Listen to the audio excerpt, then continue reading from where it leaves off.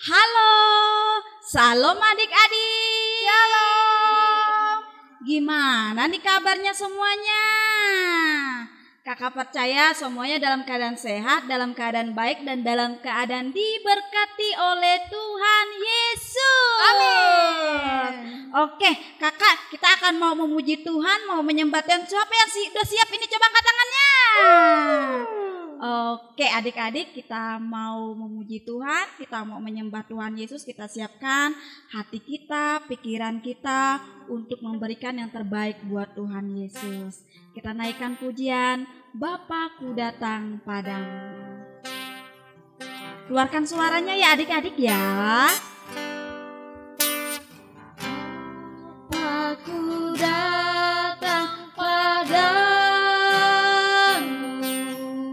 naikkan ucapan syukur atas kasih anugerah-Mu yang indah setiap hari. Katakan, Bapakku datang padamu. Bapakku datang padamu, naikkan ucapan syukur atas kasih anugerah-Mu yang indah setiap hari. Katakan pagi hari, siang hari, sore dan malam hari. Tak hentinya mengucap syukur atas kebaikan-Mu. Katakan, Bapakku datang padamu. Bapakku datang padamu, naikkan ucapan syukur atas kasih anugerah-Mu yang indah setiap hari. Katakan pagi hari,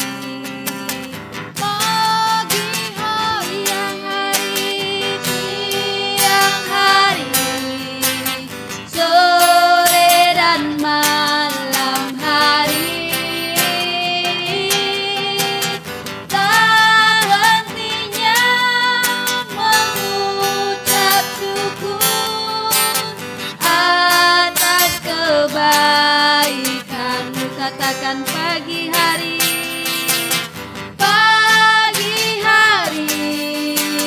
siang hari, sore dan malam hari. Tak hentinya mengucap syukur atas kebaikan-Mu, atas kebaikan-Mu, atas kebaikan-Mu, atas kebaikan-Mu, atas kebaikan-Mu. Beri kemuliaan buat Tuhan. Kita sembah Tuhan. Haleluya. Terima kasih. Terima kasih Tuhan.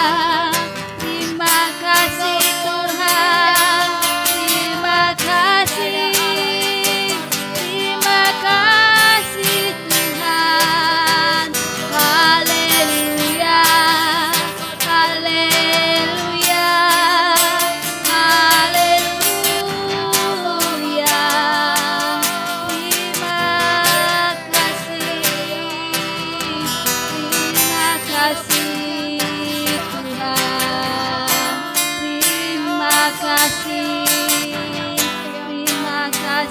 Tuhan, terima kasih Tuhan.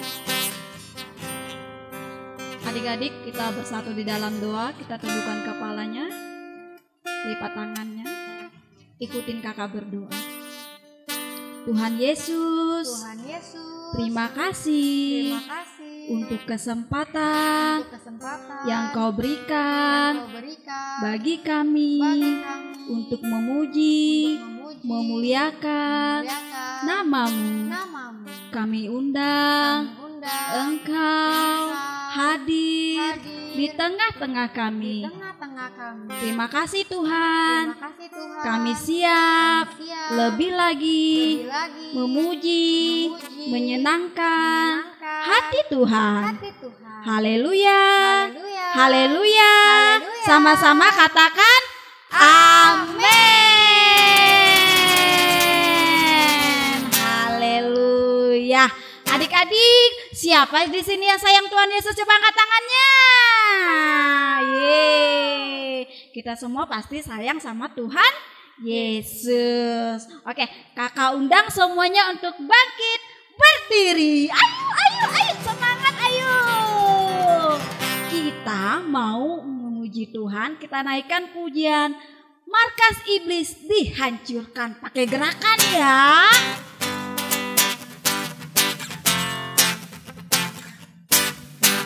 Iblis dihancurkan, panji Yesus ditinggikan. Siapa pahlawannya? Akulah pahlawan. Setiap hari ku bernyanyi, bawa gitar dan kecapi, kabarkan Injilnya. Anak sekolah minggu, ya saya saksinya Tuhan. Oh yes, bawa pedang di tangan. Bikin apa? Bikin kacau setan. Katakan markas iblis dihancurkan, panji Yesus ditinggikan. Siapa pahlawannya? Akulah pahlawan. Setiap hari ku bernyanyi, bawa gitar dan kecapi, kabarkan Injilnya. Anak sekolah minggu, ya saya saksinya Tuhan. Oh yes, bawa pedang di tangan. Bikin apa? Bikin kacau setan. Anak sekolah minggu, ya saya saksinya Tuhan. Oh yes, bawa pedang di tangan, bikin kacau setan. Bawa pedang di tangan, bikin kacau setan. Haleluya. Puji Tuhan. Kita naikkan pujian lagi, mendidih di hati. Ayo semangat adik-adik. Mendidih di hati, mendidih di hati, mendidih di hatiku. Selalu apa? Ku selalu bernyanyi, ku selalu gembira, hilanglah susahku. Ku tak dapat mengerti maksud Tuhan sebelum ku dengar. Mendidih, mendidih, mendidih, mendidih, mendidih di hatiku. Katakan mendidih. Mendidih di hati, mendidih di hati, mendidih di hatiku. Selalu apa? Ku selalu bernyanyi, ku selalu gembira, hilanglah susahku. Ku tak dapat mengerti maksud Tuhan sebelum ku dengar. Mendidih, mendidih, mendidih, mendidih, mendidih di hatiku. Haleluya. Kita mau mendidih bersama Tuhan. Kita mau semangat untuk memuji Tuhan. Amin. Oke adik-adik, sebelum itu kita akan membaca Mazmur 91. Mazmur 91 ayat 1 sampai 16. Dalam lindungan Allah, orang yang duduk dalam lindungan yang maha tinggi dan bermalam dalam naungan yang maha kuasa akan berkata kepada Tuhan, tempat perlindunganku dan kubu pertahananku, Allahku yang ku percayai. Sungguh, dialah yang akan melepaskan engkau dari jerat penangkap burung, dari penyakit sampar yang busuk. Dengan kepaknya ia akan menudungi engkau, di bawah sayapnya engkau akan berlindung, kesetiaannya ialah perisai dan pagar tembok. Engkau tak usah takut terhadap kedahsyatan malam, terhadap panah yang terbang di waktu siang, terhadap penyakit sampar yang berjalan di dalam gelap, terhadap penyakit menular yang mengamuk di waktu petang. Walau 1.000 orang rebah di sisimu dan 10.000 di sebelah kananmu, tetapi itu tidak akan menimpamu. Engkau hanya menontonnya dengan matamu sendiri dan melihat pembalasan terhadap orang-orang fasik. Sebab Tuhan ialah tempat perlindunganmu, yang maha tinggi telah kau buat tempat perteduhanmu. Malapetaka tidak akan menimpa kamu, dan tulah tidak akan mendekat kepada kemahmu. Sebab malaikat-malaikatnya akan diperintahkannya kepadamu untuk menjaga engkau di segala jalanmu. Mereka akan menatang engkau di atas tangannya, supaya kakimu jangan terantuk kepada batu. Singa dan ular tedung akan kau langkahi, engkau akan menginjak anak singa dan ular naga. Sungguh hatinya melekat kepadaku, maka aku akan meluputkannya. Aku akan membentenginya, sebab ia mengenal namaku.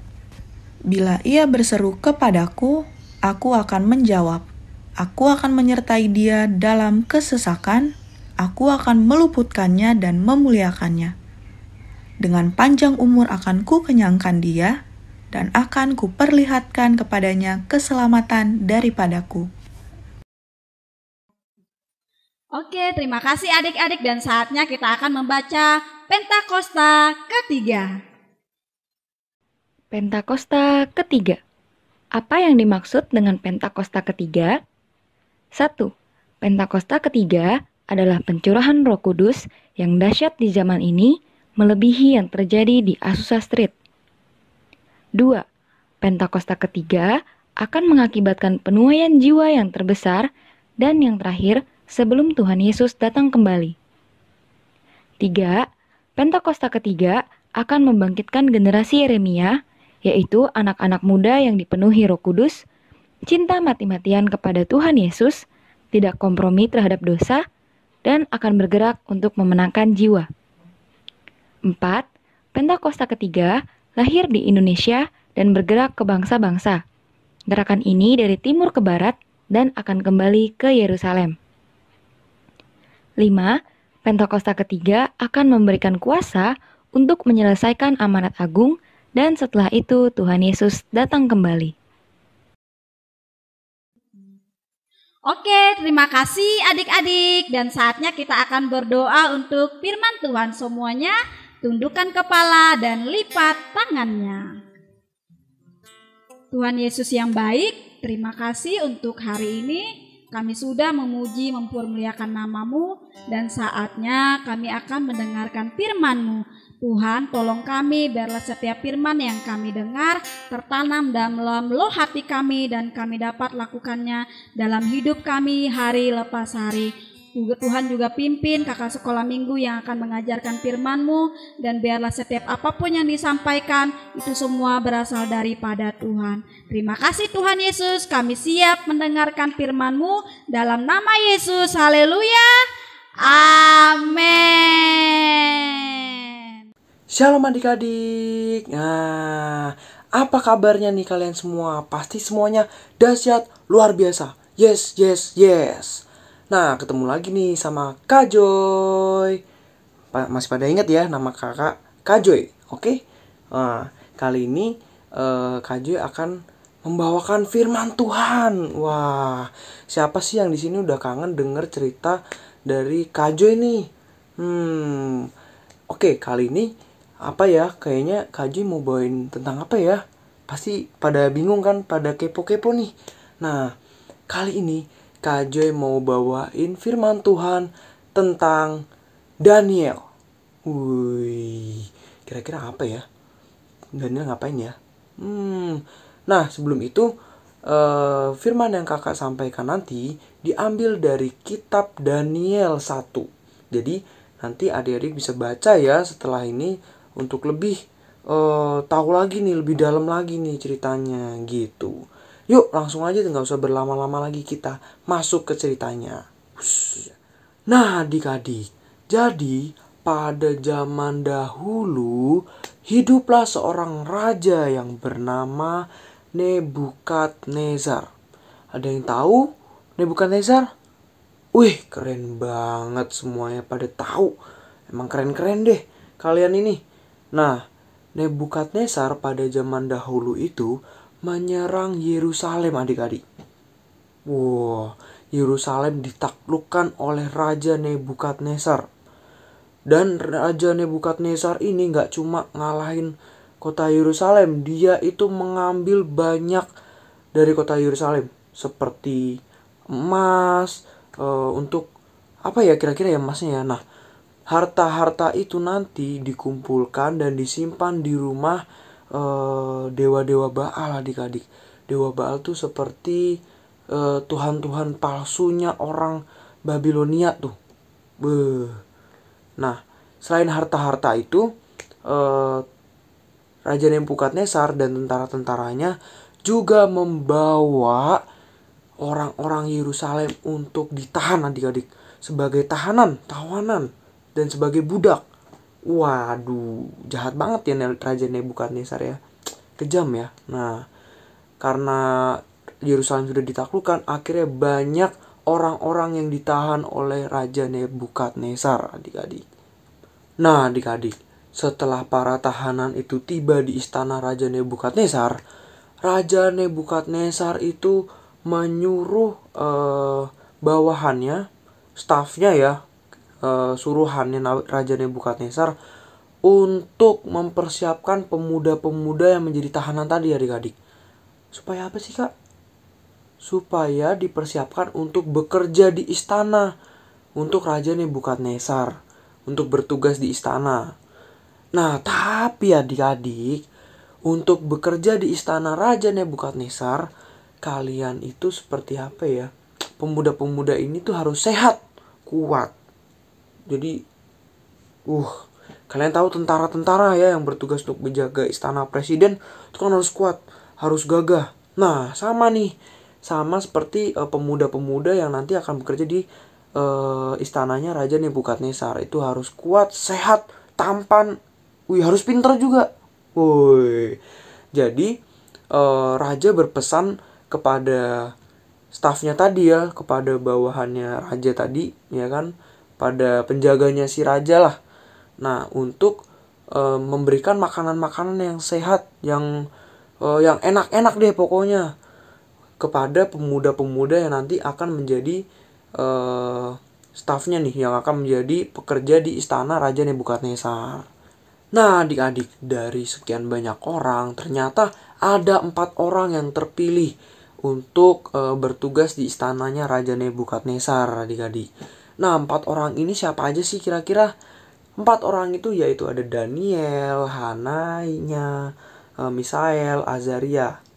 Nah keempat orang ini tuh dikasih nama Babilonia sama stafnya tadi tuh, sama penjaganya si Raja Nebukadnezar. Yaitu dengan nama Daniel itu disebut Belsazar, Hananya disebut Sadrak, Misael disebut Mesak, dan Azaria disebut Abednego. Ingat-ingat ya, Daniel itu Belsazar, Hananya disebut Sadrak, Misael disebut Mesak, dan Azaria disebut Abednego. Nah adik-adik, tadi kan ada banyak tuh, ada 4 tuh yang terpilih. Nah ada cerita menarik nih adik-adik. Tadi kan kakak juga sudah cerita nih, kalau pemuda harus sehat dan bergizi ya, harus makanannya pokoknya enak-enak deh, harus dikasih makanan yang enak-enak untuk bekerja di istana Nebukadnezar. Tapi ternyata adik-adik, Daniel tidak mau makan masakan dari istana Raja Nebukadnezar. Wah, saat itu ketika Daniel tidak mau makan makanan dari istana Nebukadnezar, seperti daging-dagingan gitu-gitu ya adik-adik, stafnya itu, pengawalnya Raja Nebukadnezar itu takut adik-adik, khawatir kalau nanti Daniel sakit dan kurus dan tidak bergizi. Wah, dia takut nanti ketika Raja Nebukadnezar melihat Daniel badannya kurus dan tidak bergizi, nanti malah pengawalnya ini yang dihukum sama Nebukadnezar, bukan Daniel. Karena nanti dikiranya pengawal ini tidak menjaga Daniel dan tidak memberi makan Daniel adik-adik. Itu kenapa dia khawatir sama Daniel. Dan Daniel itu cuma mau makan makanan yang sayur-sayuran adik-adik, yang bergizi deh. Gak mau makan yang daging-daging. Wah, pokoknya makanannya tuh kalau bisa dibilang gak enak deh makanannya Daniel. Sayur-sayuran nih. Tapi di sini ada yang suka sayur kan ya. Bagus-bagus. Itu sehat. Seperti Daniel sehat. Ya. Yeah. Nah, adik-adik, karena Daniel maunya cuma makan sayur dan buah-buahan ya, para pelayan tuh akhirnya pada bingung, pada panik ya adik-adik, takut kalau nanti Daniel kurus, para pelayan-pelayan Raja Nebukadnezar ini akan dihukum, dikira nggak ngasih makan Daniel. Padahal Daniel yang nggak mau nih makan makanan daging-daging yang wah, pokoknya dari Raja Nebukadnezar dia nggak mau. Daniel cuma mau makan sayur dan buah-buahan. Nah, karena Daniel cuma mau makan sayur dan buah-buahan dan makanan yang sehat-sehat nih, akhirnya daripada bingung Daniel ngomong gini, oke, kalau gitu kasih kita waktu 10 hari. Kami akan makan sayur-sayuran dan bandingkan kami dengan pemuda yang lain. Gitu. Jadi kalau misalkan dalam 10 hari Daniel sama temen-temennya tadi masih sehat, berarti dia masih boleh tuh makan sayur gitu ya. Tapi kalau sampai wah dilihat kurang sehat nih, wah berarti udah di stop tuh sayurnya, harus makan pokoknya makanan dari istana Raja Nebukadnezar gitu adik-adik. Jadi selama 10 hari Daniel diuji apakah benar nih makan sayur-sayuran jauh lebih kuat daripada nggak makan sayur. Nah, makanya dalam 10 hari kita melihat nih apakah Daniel akan lebih sehat. Dan ternyata adik-adik, selama 10 hari benar saja kata Daniel. Ternyata Daniel jauh lebih sehat, lebih kuat daripada pemuda-pemuda yang lain adik-adik. Karena dia makan sayur yang sehat-sehat. Kalau yang lain kan pada makan daging-daging, lemak-lemak. Wah, itu gak sehat itu adik-adik. Kalau zaman sekarang bisa kolesterol. Tapi kalau Daniel nih makan yang sehat-sehat, dia makan sayur, makan buah-buahan. Hayo, siapa yang di sini suka makan sayur? Angkat tangannya. Wah, siapa yang di sini nggak suka makan sayur? Waduh, kita harus suka makan sayur ya, supaya nanti kuat seperti Daniel.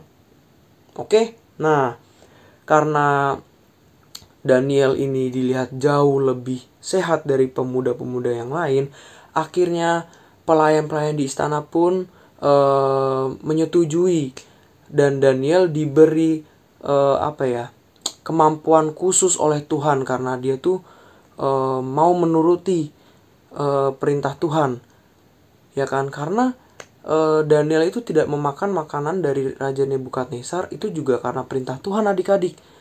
Tidak dilarang oleh Tuhan. Jadi karena Daniel menuruti perintah Tuhan untuk tidak memakan itu dan lebih memilih untuk makan sayur-sayuran, akhirnya Daniel diberi kemampuan khusus oleh Tuhan untuk menafsirkan mimpi. Keren banget ya.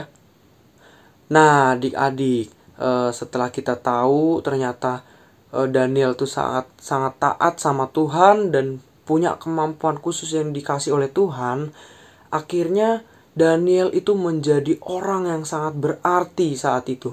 Sangat penting ya di istana Raja Nebukadnezar. Karena apa? Karena setelah masa pelatihan di istana selesai, dia tuh resmi kan jadi kerja di istananya Raja Nebukadnezar. Nah, selama hidupnya Raja Nebukadnezar tidak ada yang pernah membuat raja itu seneng seperti Daniel. Jadi tuh selama hidupnya Raja Nebukadnezar baru kali itu raja tuh seneng banget ada Daniel. Karena kenapa? Karena setiap raja itu ngobrol dan bingung, Daniel itu punya jalan keluarnya adik-adik. Daniel itu bisa menasihati raja. Dan Daniel itu sangat bijaksana. Tuh, keren banget kan? Nah, adik-adik, kakak mau dari cerita Daniel ini kita tuh harus taat sama apa yang Tuhan suruh, apa yang Tuhan mau untuk hidup kita, karena Tuhan pasti mau yang terbaik untuk kita. Sama seperti Daniel tadi, ketika dia taat, ketika Daniel tidak memakan dari istana kerajaan, dia lebih memilih sayuran, dia diberi kemampuan khusus adik-adik untuk menafsirkan mimpi. Nah, tujuan dari kesimpulan dari cerita kakak tadi adalah supaya kita ini lebih taat lagi adik-adik, lebih berani untuk memutuskan mana yang salah, mana yang benar nih adik-adik nih. Aduh, aku nggak boleh nih begini, aku nggak mau melakukan deh. Contohnya misalkan di sekolah ya adik-adik, wah aku nggak boleh nyontek nih, aku nggak mau nyontek, aku maunya belajar aja. Tuh, sama seperti Daniel tadi, misalkan dia bisa saja memakan makanan daging-daging tadi adik-adik, memakan makanan yang diberi Raja Nebukadnezar, tapi dia memilih memakan makanan sayuran. Tuh, itu berarti dia taat adik-adik. Kita harus taat seperti Daniel. Nah adik-adik, yuk sama-sama kita lipat tangan kita mau mengakhiri firman Tuhan ini dengan berdoa. Terima kasih Tuhan Yesus untuk hari ini Tuhan, Engkau telah menyertai kami, Engkau telah memberkati kami dari awal, pertengahan hingga akhir Tuhan. Untuk sebentar kami mau mengakhiri ibadah kami Tuhan Yesus. Kiranya Engkau memberkati firman yang telah disampaikan Tuhan agar menjadi rema dalam kehidupan kami Tuhan. Tuhan bimbing kami Tuhan Yesus agar kami dapat seperti Daniel Tuhan Yesus yang taat selalu akan firman-Mu Tuhan, akan perintah-Mu Tuhan Yesus. Terima kasih Tuhan Yesus, yang di dalam nama-Mu kami sudah berdoa dan mengucap syukur. Haleluya, amin. Ibadah hari ini telah selesai. Jangan lupa minggu depan ikut ibadah lagi ya. Selamat hari Minggu, Tuhan Yesus memberkati.